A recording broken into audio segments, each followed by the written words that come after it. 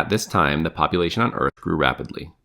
These people also made really bad choices.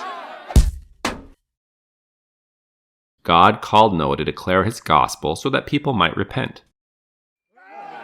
People completely rejected his message. God warned Noah that a flood was coming to cleanse the earth of wickedness.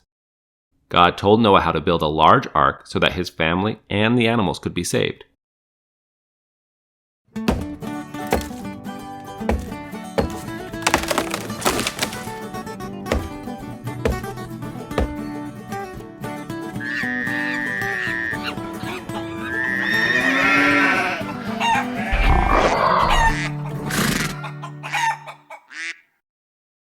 The people continued to reject Noah and made fun of him.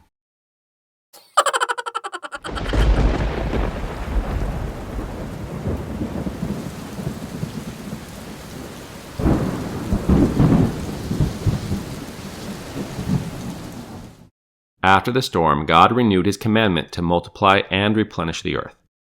God also promised to never again destroy the earth by flood. As the population started to grow again, people started to build a great tower. Among other things, they were motivated by a desire to get glory from others.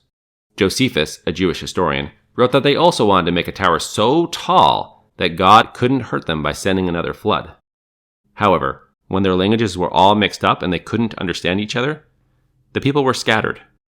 Their story reminds us that the only way to salvation is through God and his plan.